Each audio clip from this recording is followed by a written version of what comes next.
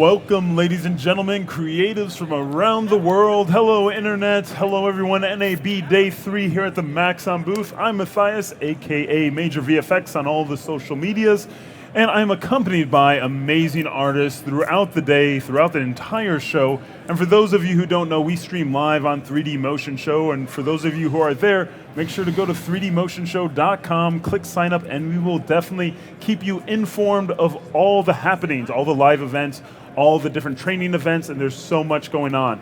And I would have to say I'm super excited for this next presentation. We've recently joined forces. ZBrush is part of the Maxon family, and now I get access to amazing presenters like this amazing artist to my left, Anna Carolina. Please give a big round of applause for Anna Carolina. Hey everybody, testing. Sounds good? So, thank you so much for having me, first of all. My name is Anna Carolina Pereira. I am a 3D technical artist and character artist. My specialties are virtual reality developments and game arts. So I'm a little bit out of my element here in the motion graphics world. But today I would like to talk to you about how to use ZBrush in your workflow in order to work faster.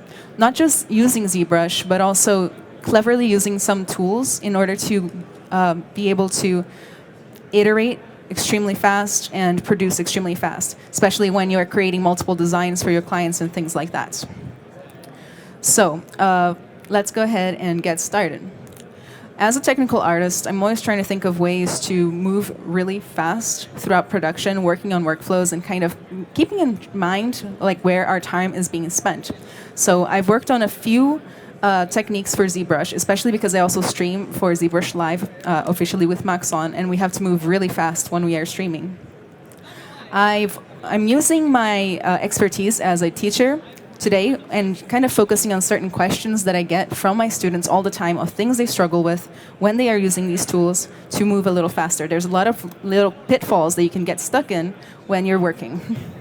So the first thing I would like to do is today we're going to be kind of creating this little alien creature right here using multiple tricks and tips and tricks, I guess, to get on with it. So let's start with a sphere in order to block it out.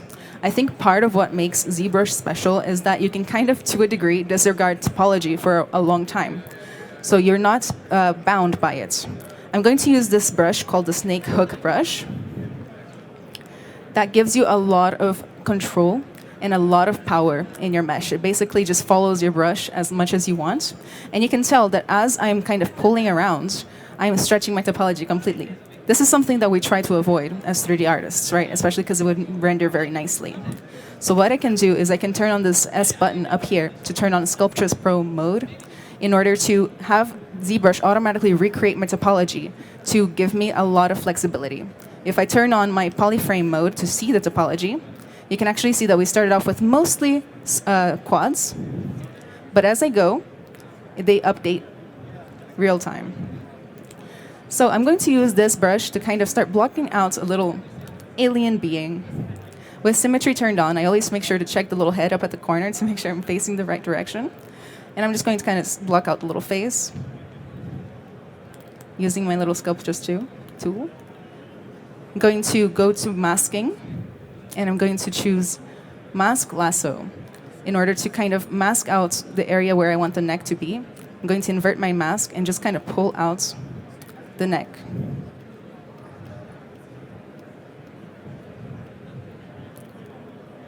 Work on the shoulders. Still getting used to the setup. Made it a little wide, so I'm just going to reduce it a little bit.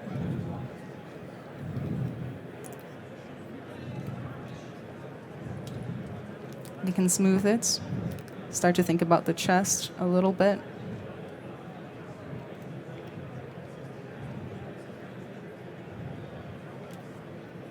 And once I've got somewhat of a base, I'm going to switch to a tool that I like using better for more control, which is the Move brush.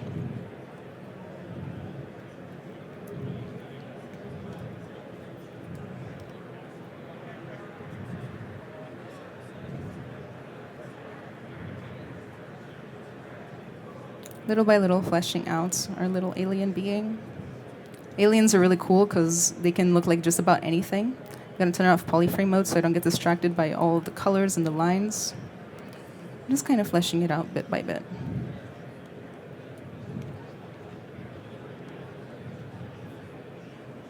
Kind of creating a little space for the eyes, smoothing out. As I'm smoothing, I can notice that I have Sculptris Pro turned on. So as I'm smoothing, I'm adding topology. It kind of adapts based on your brush size. So if I make my brush smaller, I'll actually get more topology. If I make it bigger, I'll take off. So I'm going to take some off. I like to work really low poly when I'm starting. And I'm going to take off Sculptris Pro mode.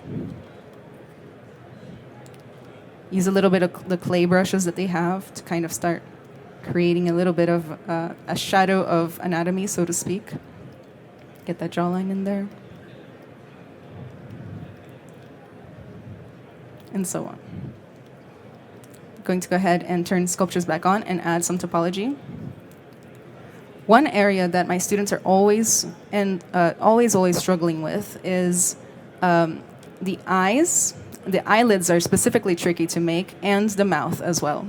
You guys know that in order for us to be able to animate the mouth and animate speech and things like that, we actually need to have a full-on mouth cavity that's been built out in your model. So a lot of artists struggle with this. They ask me, do I do it now when I'm blocking out? Do I do it when I'm done? I highly don't recommend doing it when you're done, because otherwise you're going to destroy a lot of the hard work you've done all over the face, right? So I've come up with I think it's a neat trick of creating the mouth cavity, which is to just use live booleans, and that gives you an extreme amount of control to be able to create everything that you need inside the mouth without having to stretch out your mesh.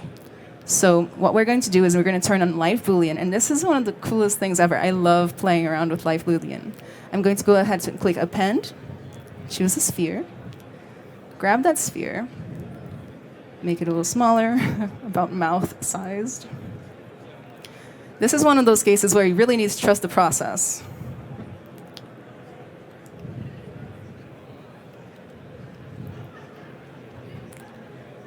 I'm going to go ahead and solo it out temporarily so I can kind of get more of what I would expect. Oh, I should turn symmetry on by pressing X.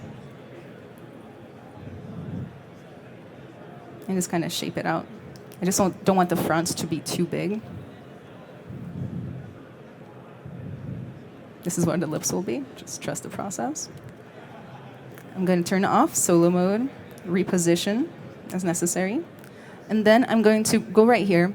In each subtool, you can select how it performs with booleans. If I turn on exclusionary mode, you can see that I can now create kind of the mouth cavity using this mesh. It will kind of continue to keep the mesh that you have original from being too distorted by this process. So just kind of choose the size of the mouth you'd like, make sure to smooth it. And the cool part is that you can keep sculpting on the object that you're currently working with as necessary to get the look you want. So I'm going to use a little bit of Indian standards to create a little bit of that. I know it looks a little funky. Little mouth. Great. All right. So this is going to help a lot. And those of you who have used ZBrush before know that this process can be tragic to your model. It can destroy everything, so get it done early and get it done like this will help a lot. It's a little bit, we're kind of losing a lot of volume here, so I'm going to try to just deform the mesh a little bit around those areas. I'm not going to spend too much time refining it, of course, because I only have 50 minutes. 40 now. Okay. Then we can do the same thing for the eyelids. I'm going to go ahead and append a sphere. And this one, I will create the outer part of the eyelids, so I'm going to leave it as additive, not subtractive.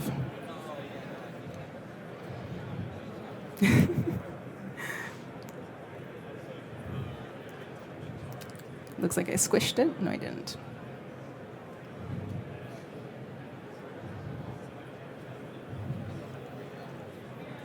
Like that. That would be the outer part of the eyelid. Then I'm going to go ahead and append a cylinder. And this will be the actual opening of the eyelid itself. So I'm going to rotate it. If you press down Shift and drag, you can kind of snap it. I'm going to make it smaller, plan it all out. Well, I can still see it, of course. then kind of overlap it with that. I'm going to turn on subtractive mode and start to kind of get a preview of what that looks like. Like that. You'll see that we kind of get this like big old kind of hole effect. So what I'm going to do is I'm going to duplicate the original circle, make it a little bit smaller, and then turn exclusionary mode on here. So now we kind of have the shape of the eyelid as it would be from the inside. I probably need to turn it shaped a little bit like that. If I get any issues like that, I can just take my move brush and just kind of push back that area for now. Plus, nobody will see that because it's going to be like way inside of the eye cavity. Looks a little funky, right? It's okay. What we're going to do next is we're going to create the boolean. We're going to zero mesh it. Everything's going to be okay in the end. Just trust me. So I'm going to go ahead and select boolean, make boolean mesh. And what that's going to do is it's going to create a brand new mesh for me. Where is it? There it is, a brand new mesh. When I look at the polyframe, I can tell that they've actually been welded together, like you would expect with a normal boolean. If I smooth it, you'll see that it's together now. Before I do anything else, I'm going to go ahead and mirror this so that I can get the eye on the other side. So I'm going to go to Geometry, Modify Topology, Mirror and Weld. Gets me kind of a funky line down the center. Let me turn off my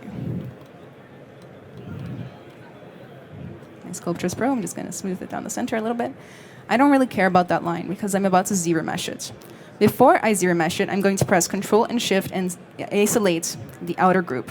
These different colors you're seeing here, if you don't know, are polygroups. They are basically putting different polygons of the mesh into different little groups so that you can easily select them or do operations to them. It doesn't actually affect the outcome of the mesh, say if I were to export this to a different program.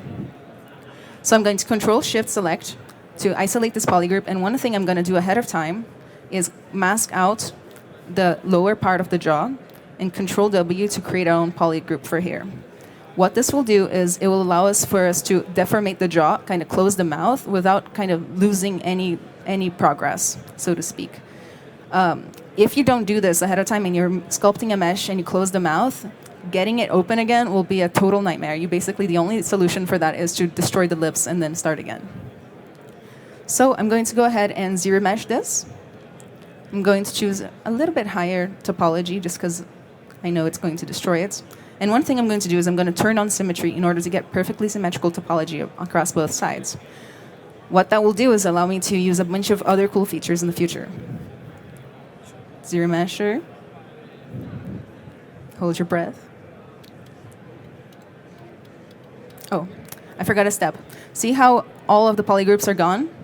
I'm going to undo that and say keep groups. Zero mesh again, and what that will do is it will create perfect polygon loops around those edges of the groups, and it's also going to keep my groups so that I can use them later. Very, very important step. Topology is not perfect, but having topology that even somewhat flows with the creases of the face is going to help you a lot in the sculpting process, and it's going to not hinder you in the sculpting process, which is the whole point. From here, what I will do is just kind of close the mouth really fast. Invert that mask.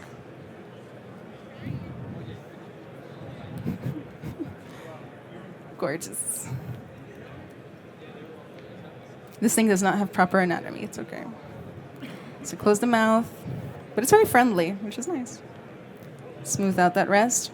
And while you're working in this like low poly method, you can get away with giving it a big old smooth because it doesn't matter. We're not really losing any details right now. Once you close the mouth, you can, it's not properly closed. Let me try again.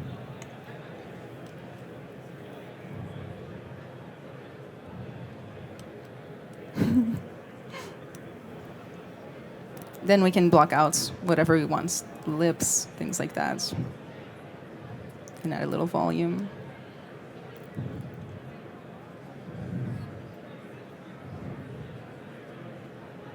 And the cool thing is that no matter what happens from here, I can always kind of select the top lips or bottom lips and move them around accordingly as I wish. This helps a lot. Let's give her a little nose. All right, moving on. So the next trick. is I've kind of fleshed out ahead of time. I used mostly just move brush, clay buildup, and Damien standard to create these shapes of the face. But everything I've done to this one is exactly what I've shown you so far. I want to show you guys how to do some really cool instanced meshes to make some horns for this creature. So what I'm going to do first is I'm going to append a cylinder, which will be the kind of the individual base part of the horn. I'm going to make it a little smaller, put it up here. And I'm going to basically array this a bunch of times so that I can create a nice horn. I've already done a tutorial about this on the internet, and people loved it, but now I'm going to show you guys an even better way to do that. So what I'm going to do is I'm going to go to macro. And by the way, if you're a ZBrush user and you haven't played around with macros, please do. It's super amazing. Macros. And I'm going to say create instance subtool. What that will do, what that will do is it will copy my subtool over, and this is going to be an instance of the original. So basically, whatever I do to the original is going to happen to the instance. If I want to, I can go ahead and move the instance up. Put it in position of, I guess, a horn on the side here. I can duplicate it a bunch of times by clicking Control and drag. And then letting go and just kind of continuing as long as I would like the horn to be. This is really, really helpful. Basically, as you continue to pull up, it will measure the amount of distance from the original iteration and then just kind of multiply that by as many times as you need. I'm going to go to the gizmo. And in here, we got deformers, which are really useful. They create like basic cages and things like that. I'm going to use the taper deformer. Oh, I should probably unmask.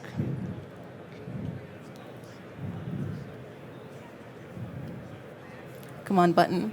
Button does not want to be clicked. And it's created kind of a cage around my model so that I can taper it as necessary. So I can grab these cones and just kind of drag them. I want the horn to be thinner on top and kind of wider on the bottom. I'm going to accept this. The reason I'm keeping it straight up and down, I think it's my hand that's touching the screen. There you go. So the reason I've kept this straight up and down is because deformers work better when they have kind of a single axis to attach to. So I'm going to go ahead and click it, if it'll let me. There we go. And I'm going to say bend curve. And this will create basically a curve that I can bend this model at. If I click this top little cone, if you hover over the cones, by the way, you can see what they do. It can be a little hard to get used to. If I hover over this, if I go to the top cone, I can add as many points along the curve as I would like to. And the more points along the curve I add, the more detailed the curve will be. So I'm going to start really slow. Kind of maybe add a couple more. Do a basic little horn. Maybe actually have this one go into the head. Like that. And when I'm done, I can accept. This is not where the magic happens. Where the magic happens is that all of these here are basically instances of the original. We're using something called Nano Mesh. If I go to the subtool palette and I go to Nano Mesh, where is it? Can anybody see it? There it is. I can say Edit Mesh, and what it's going to do is it's going to open up the original right here, showcase it side by side, and anything I do to the original will happen to each instance, which means that I can detail this horn in like 5 seconds. First, I'm going to start by kind of smoothing out. Maybe I'll turn symmetry on for a second. Smoothing out the tops and bottoms because I don't want it to look super, I guess, robotic. Then I'm going to kind of taper the bottom out because I want them to stack more beautifully. So I'm going to reduce that. And maybe make it longer as well because there were some gaps. Reduce it more. Check the horn to make sure that I'm not getting any weirdness. I think I'm a little bit up here still. I can fix that manually later, though. Then, the cool thing is that I can do whatever I want to this model, and the instances will take it. I can paint it, I can dynamesh it, I can do whatever I want. I can go up in subdivisions, and you can see it's divided up on both.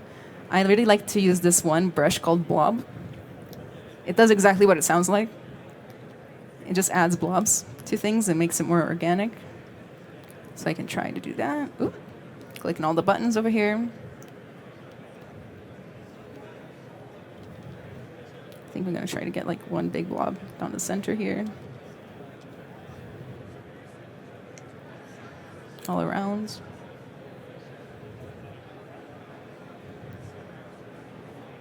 You can also use radial symmetry on here, so let me divide it up more. Turn it all black.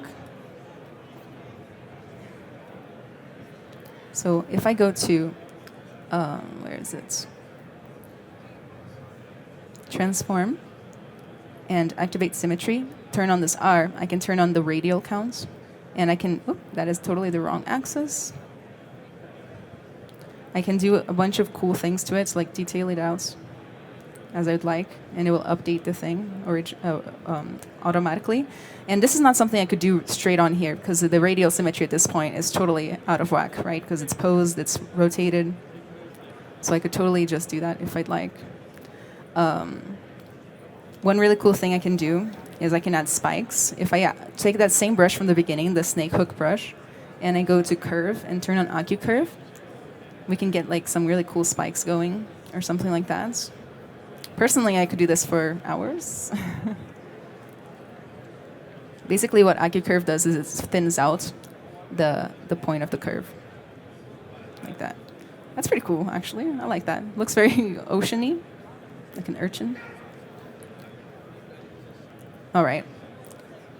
Once I'm done, let's pretend I'm done. I can go ahead and stop editing the nano mesh. Turn off edit mesh. That will automatically get rid of the split screen. But right now, I can't edit any of this, because at the end of the day, all the nano mesh is a bunch of planes with these meshes applied to those planes. So I can't really do much to it. Let me turn off that radial symmetry.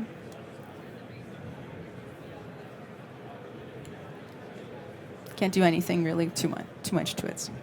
So what I'm going to do is I'm going to, in the nanomesh, hit, where is it? Wait, I have to select the right one.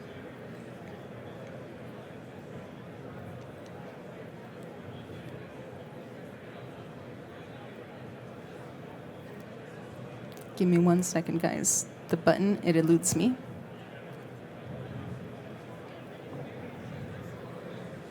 It's to mesh. Maybe if I just skip this. Okay, 1 to mesh right there. And what that will do is it will actually create a normal mesh that I can actually sculpt on. 1 second, let that save. So if I grab this Damian standard, all of a sudden I can sculpt back on these. But you'll notice that there's also a plane right down the center. I accidentally undid that. So I'm going to go ahead and go to Subtool, Split, Unmasked Points. Oh. I'm going to mask just the horns and separate it from the planes. Split, Unmasked Points. And then we'll notice that I have an extra subtool now, which is just a bunch of planes. This is how nano mesh works. It creates planes in the locations that you'd like them to, and then kind of parents one of your mesh to each plane. The reason I like to keep these planes is that in the future, if I want to switch out all the meshes for my nano mesh, but keep the positioning, I can do that. Part of why I love this workflow is that you can very easily change for example, let's say my client wants like ram horns instead that go around. I can very easily do that with just the same exact mesh from the beginning. I accidentally undid it, but it's there. All right. So in order to get this horn on the other side, first I'm going to move it off the center a little bit. I'm going to mirror it because whenever you mirror and weld, it likes using whatever's on this side, not that side. So I'm going to go to Deformation, Mirror, then Geometry, Modify Topology, Mirror and Weld, and we have 2 horns. All right. Moving on. So another really cool thing that you can do to speed up your workflow is create your own brushes, which I think is an essential part of ZBrush. In order to do so, there are so many easy tools to use. First, we're going to talk about making alphas and then making VDMs. I don't know if you guys have tried a VDMs, but it's literally my favorite feature of all time. So let's say I want to create like tiny little scales or spikes or something. I'm going to just open up a new subtool. I'm going to choose a sphere. Going to make Polymesh 3D, which is a step you cannot forget. Divide it up a few times. When we're doing detailing, for example, it's very important to be in high resolution. Otherwise, you will see those polygons, and it's just not very sightly, so to speak. Let me test to see if it's good. Yes, it is. So what I'm going to do is I'm going to create, I guess, scales using this brush called the extractor brush. So I'm going to go ahead and mask out using the mask pen. Some scale shapes.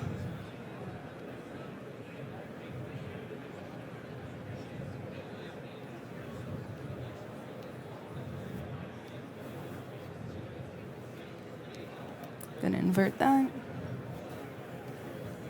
Kind of just clean it up a little bit, make them interlock a little better. I also don't want too much space between them because of what I'm going to do next, which is deformation based.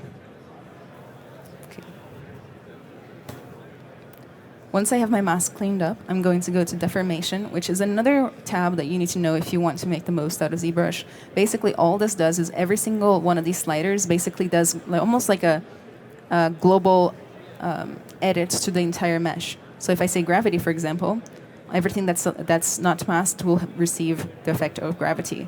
So what I like to do is I like to put in a little bit of an inflate balloon. Ooh, that's way too much, inflate balloon. Right there. And it will do it to everything. And then a little bit of inflates. And then we can already have the starts of what can be some scales. That is super fast. I'm going to take a little clay buildup just to make it more organic, just kind of sketch it around.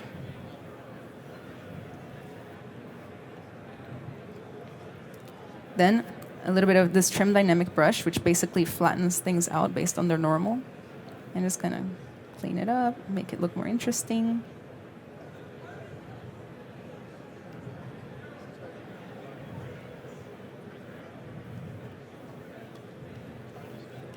All right, let's say this is what I want to make my brush out of. I'm going to select the correct brush, which is the extractor brush. We have 3 extractor brushes. All the difference is basically the application of the brushes, whether or not we do drag rectangle, which is like just lets you drag it on. Let me show you that one first, because I like it. So basically what we're going to do is we're going to make this to an alpha that you can drag on. I'm going to go ahead and go in my history before I even started working on my scales. And I'm going to hit Control and click on my history. You'll notice that it's added a little white marking to my history. Basically, what this brush is going to do is, once I've selected which area I want to turn into a brush, it's going to take the area of history I've recorded and kind of compare it to now and see what the difference is. And then it's going to turn that into a brush. It's really freaking cool. So I'm going to press G on my keyboard, make this about the size I want the brush to be. And then I'm going to select right in the middle. Oh, and click the wrong buttons. Woo. That was too fast. Let's try that again. Click right in the middle. Press G. Click and drag. Make sure that all of your changes are within the brush. Let it calculate. And you can see right here that the alpha has been created based on the scales I made. So I can apply it. You see that the edges are a little blurry. That's because of the focal shift of the brush. Basically, this is the fall off of the brush. If I do it like that, basically we got like a perfect repetition. This will save you a lot of time when detailing. You can do pores. You can do really whatever you want. The other extractor brush option is the normal extractor. So what this one can do is you press down G and you kind of just drag along. Let it go, and then you can just kind of do like this. You can just drag on your alphas. So if I were to try that out with my model, let's choose the right one.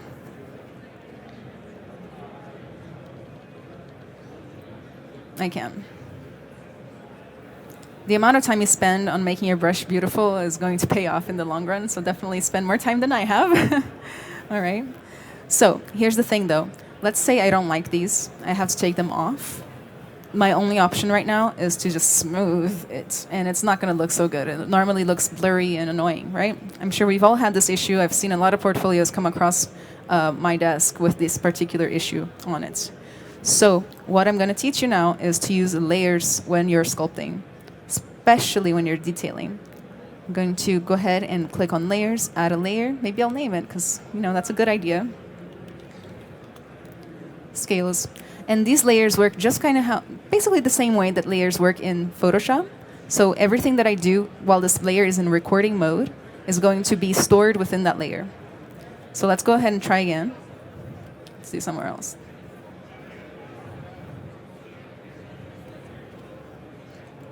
Let's say I put that down. Right. Looks beautiful, I know. And I send that to my clients, and my client's like, oh, I love everything you did except for those scales, right? And I'm going to be like, first I'm going to cry, just kidding. And then I'm going to try to smooth it away. Or if I was clever enough to create the layer, I can just go in here, stop recording, and click the eyeball, and everything that's recorded within the layer will disappear. The other benefits of the layer is that you can adjust intensity. So say your scales turned out too hard, you can turn them down, and you can even invert it. That's kind of cool, actually. I like that. All right. Other cool things you can do with layers is you can, for example, duplicate it if you want it to be more intense. And there's a lot of good tricks. When I use layers, I do it for certain situations. First is for design options. If I'm not sure about a certain design element, I will use layers because that makes it easier to iterate so that I'm not locked in. When I, for example, add these scales or whatever it is that I'm doing, it doesn't have to be for detailing. I could sculpt this whole thing with layers. Another time is for posing, so that I can have the T-pose and the pose in separate layers so that I can easily tweak the two. And when you're detailing. What makes this so powerful is that it can be used in combination. Let me add a few more scales. Gorgeous. It can be used in combination with ZBrush's morph target system. A morph target is just another way to say a blend shape. So what I'm going to do is I'm going to go ahead and hide my layer temporarily, go to where it says morph target, and I'm going to store a morph target. What this is going to do is it's going to store basically the location of every vertex in this mesh in the exact state that it is now. So this mesh is basically saved somewhere in memory. I can come in here, turn on my layer, record, and using the morph target brush, I can locally apply that morph target. So let's say, for example, right here. Do you see where the scales get a little messy? I don't like that. I'm going to make my brush smaller and apply my morph target just that area and kind of get rid of those scales. If I want, I can make it a little harder as far as the brush goes and just kind of carefully get rid of those scales.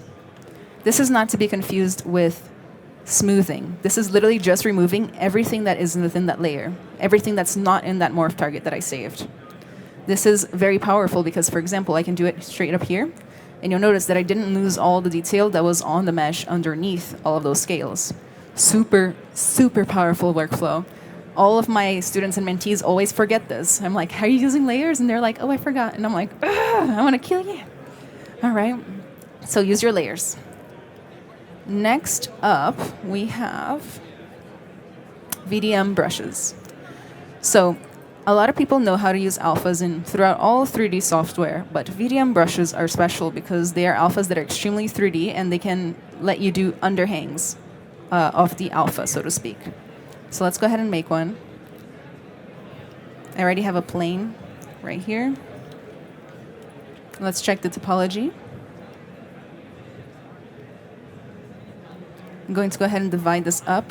When you're making VDMs, normally you have to start with a plane. I'm going to make a polymesh 3D, turn that off. I'm going to divide it up, but if I divide it up, you're going to see it's going to start to smooth.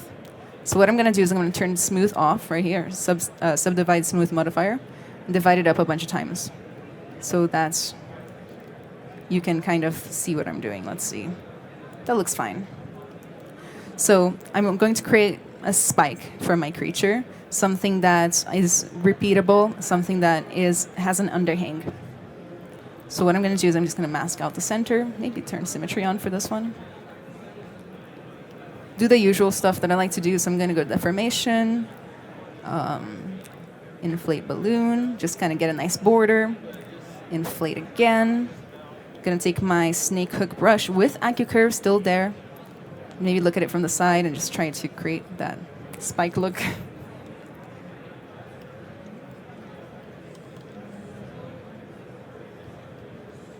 Move brush to just kind of flesh it out. I'm going to use this brush called Pinch that just kind of pinches things together. Get it to be somewhat spike-like. Turn off my polyframe. Maybe I need to divide it up one more time.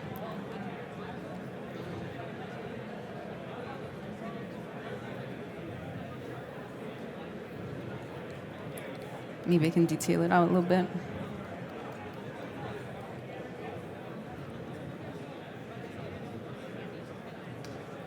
If I had more time, I would definitely do more. The key here is to leave the plane unchanged. If I do anything like this, it will also come out in my brush and kind of create some ugly artifacts that we don't like. So, all right, let's call it done. What I'm going to do is I'm going to go to brush. I think I did mess up the plane right here a little bit. If you ever do that, do not worry. You can just mask out that area.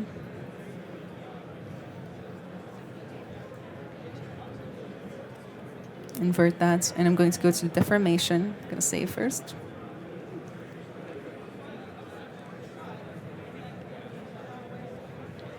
And then morph to grid. And what that will do is it will basically morph that area into a perfect grid. So I'm going to look at it straight from the front, go to Brush, Chisel, 3D. And basically, this is a brush that already has all sorts of cool VDMs that I can apply. And you notice it's like an alpha, but it has like crazy 3D aspects to it. I'm going to look at it straight on and say from mesh, and that will just save my spike as a VDM.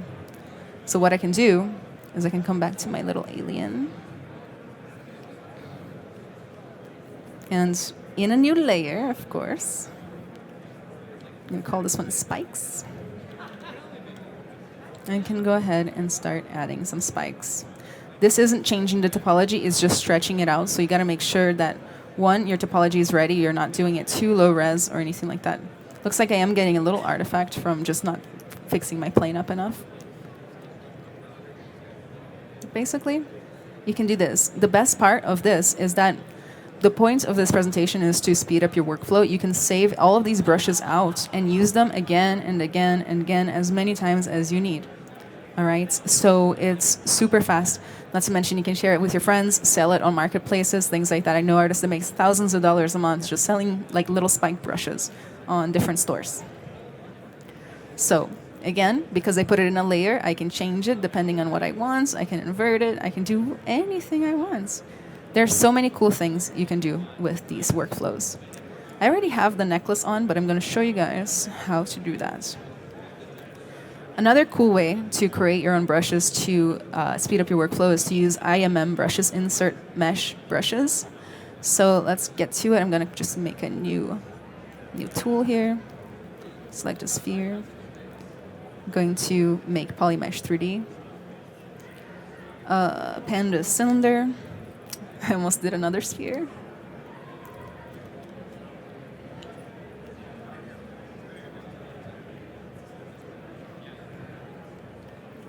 Okay.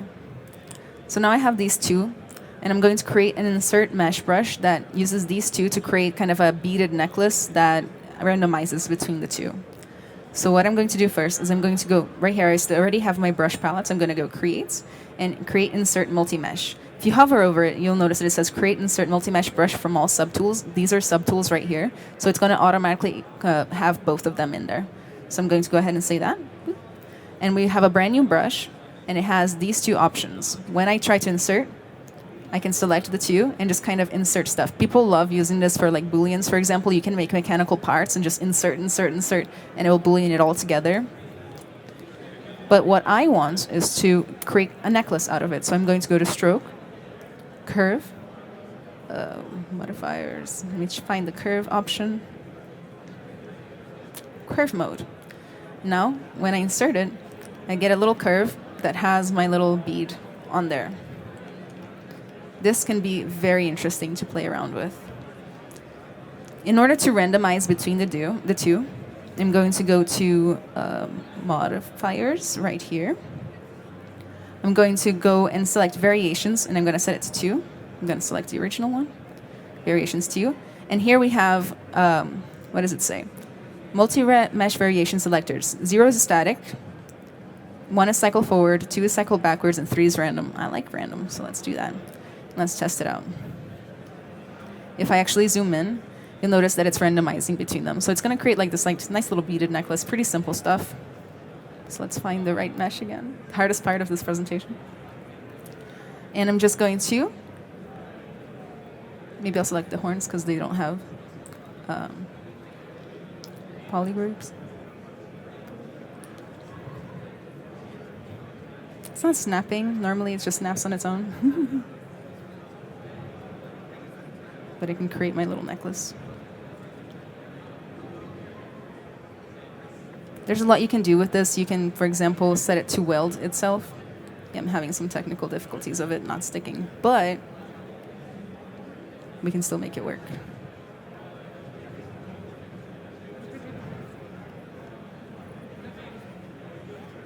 Okay, I'm going to just leave it like this. We're just going to all pretend that the necklace has a backside, okay? Right? We're all going to pretend that?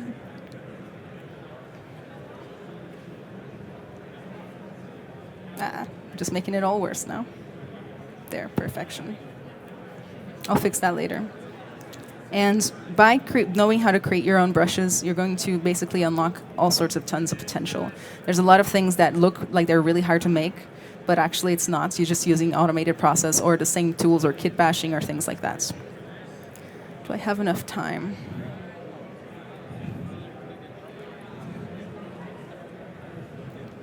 All right, I have 8 minutes to go, so I'm going to do the extra part of my presentation, which is basically some coloring tricks that you can use to color a little bit faster.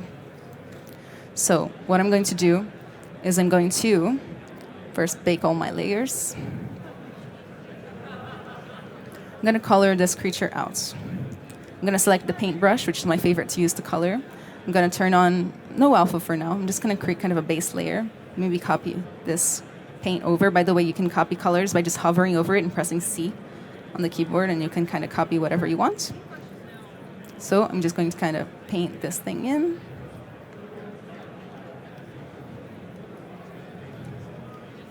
Then select kind of a secondary color. Earlier I went with green, so I'll go with green again.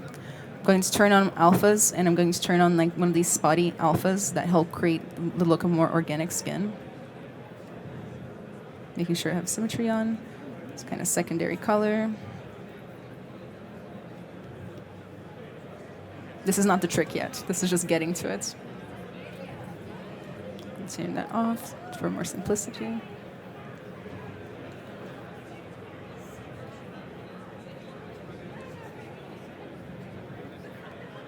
Okay. Gorgeous. Gorgeous, gorgeous. Girls right here.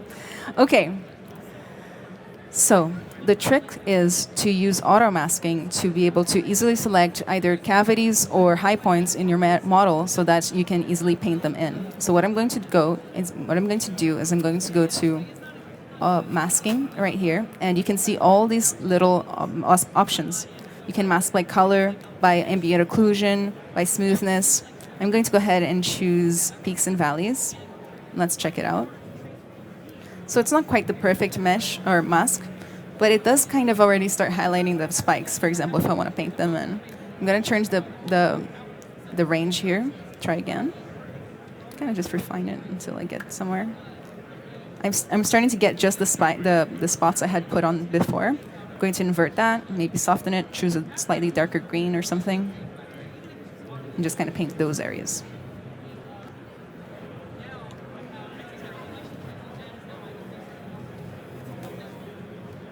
Take that off to test, and you can see that we're just getting like kind of the spikes painted in.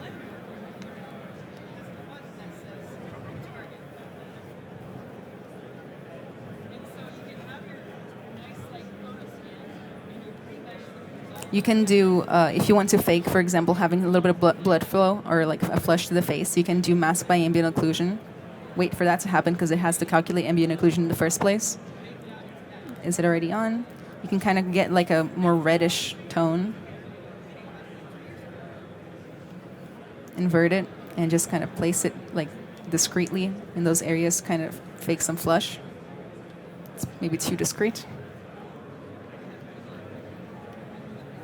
I know you guys can tell.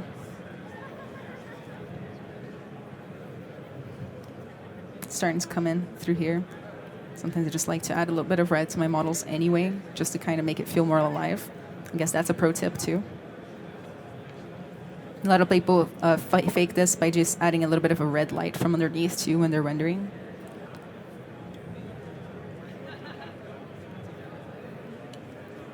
For the necklace, for example, I wanted to get like some sort of like worn down bead effect.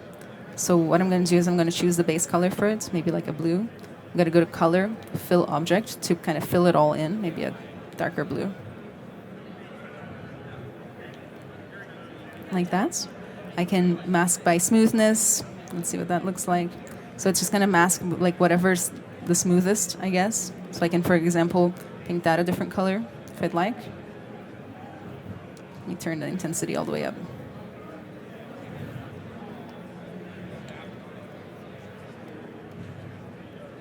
Like that. So now all of my cylinders are different colors from the spheres. I can also mask by peaks and valleys. Invert that. Maybe choose a lighter color to make it look like it's worn off. Let's see. It's starting to get somewhere. Like that. And we have the painted necklace.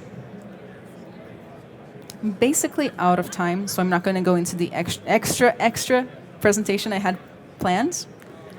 But I would love to see... Oh, I forgot this part. Let's go ahead and do that.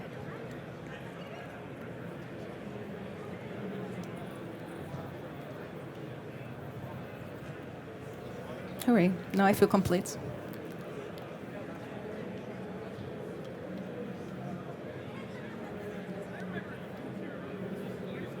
So you can kind of do anything. FYI, you can also put colors on the layers. However, it can be a little tricky.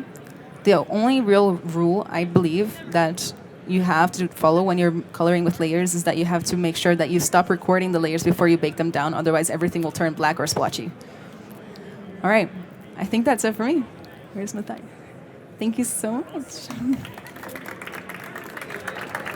All right. Yeah. Big round of applause for Ana Carolina. Now, where can people find you? Because you also stream and stuff too, right? Yeah. You're on ZBrush Live. You're doing your own thing. Where can people find you? So I've been a ZBrush Live streamer for about 4 years now. So you can find me on the ZBrush Live websites. We stream to YouTube, Twitch, and Facebook. I stream every other Saturday, sometimes in English, sometimes in Portuguese. I also have my own Twitch channel, Ana Carolina Arts, where I stream every Sunday, ZBrush. So if you ever have an extra question or anything like that, and you miss me at the demo stations back there for the next hour, feel free to stop by and ask me any questions you have. Right. So once again, we have, here it is. Hold on. It's not a question? Okay, Matt Milstead from MoGraph. Question.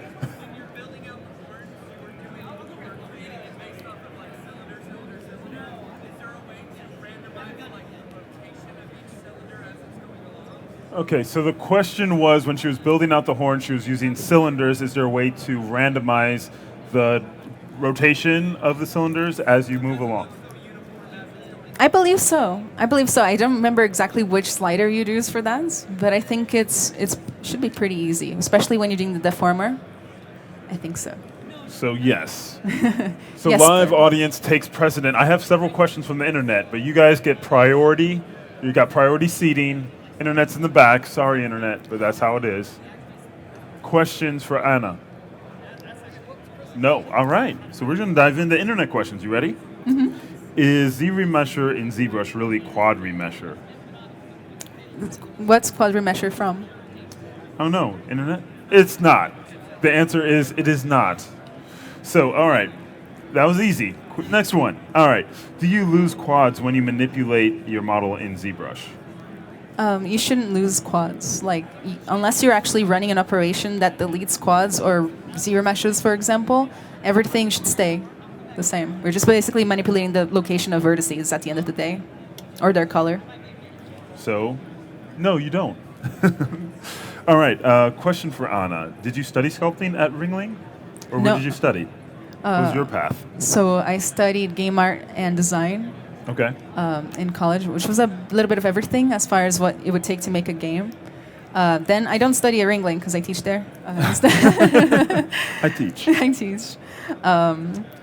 But I've done all of my learning on my own via basically YouTube videos. Z Classroom Online, FYI, it's official ZBrush classroom online. They will show you how to do literally everything. More stuff than I could probably learn in this lifetime.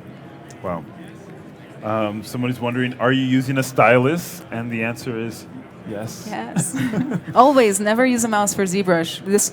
This stuff requires pressure sensitivity, so the mouse only has really on or off, right? Right. And so this has like 248, or at least that's the last time I bought one, which Yeah, was it like might 5 years ago. Yeah, might be thousands of levels. Yeah, so a bunch of levels of pressure that you can use.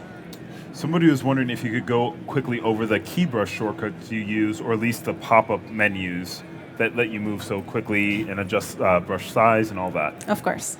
So first things first is the brush menu. So if you press down B, you'll get all of the brushes that you currently have loaded in your project. B for brush. B for brush.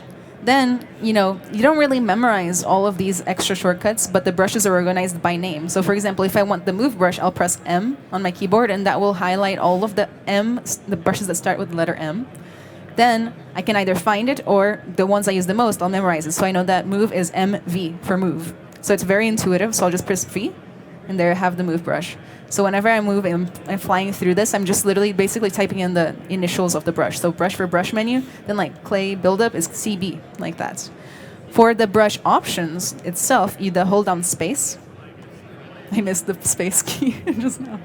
You hold down space and you get the extra options for the brush. So we got draw size, which makes the brush bigger or smaller.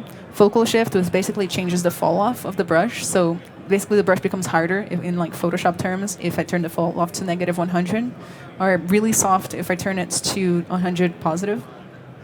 The Z intensity, maybe I should grab some brushes to show this off.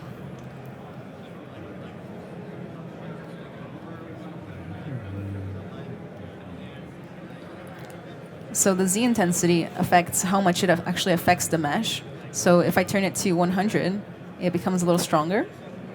If I turn it down to 0, it doesn't do anything. The RGB intensity, if I turn it to RGB mode, is how much color we're going to get. So if I change the color here, let me go ahead and fill it with whites, color fill object. So if I set it to 80, it's pretty strong. If I set it to 4, it's pretty weak. You can barely just see that. Then we have the alphas, which is basically the shape with which the brush is applied. So let me turn the RGB intensity, like that. And we have kind of like I don't know if we should get into all this, but we have the way the brush is applied. So basically you got freehand, which lets you like freehand it. Woo! You got drag rectangle, which basically just lets you drag in one time, kind of like how I showed earlier, like that. You got spray, which sprays it around. Woo! That looks nice actually, right? A little push. Nice environment. Environment art piece here. Yeah. And a few others. So mostly like B for brush, spacebar for the brush settings and color, and those are the main two. Yeah. Just like Keep that. it simple. There you go, internet. All right, let's see here. Does the morph brush work in mirror mode as well? So can you use? The answer is yes. All right. Can you dynamically place the necklace so it lays naturally? Yes. I don't know why it didn't work this time around. When I was doing my demo at home, it worked just fine. So yes, there is. Yeah, I think you just have to turn on. There's a snapping setting somewhere in here in the stroke panel. So it's probably that right there. Snap. It'll snap to whatever it's touching. All the vertices. Yeah. Beautiful. So after you create a model, do you rig it in ZBrush or do you export it and then set it up in C4D or rigging? And if so, materials, do they come over with the model? So you won't necessarily rig in ZBrush. You can do some like quick posing in ZBrush, but it's not really the right tool for that, so you'd rig it somewhere else. As far as materials, I'm not sure about the Cinema 4D workflow because I'm more in the game world, but you would have to UV it in the game world and then export the different maps. Okay. I'm not sure if there's like a plugin or something that would work for Cinema 4D. Yeah. Well, we just teamed up, so I'm sure we're going to figure that out. But feature request, Jessica, question.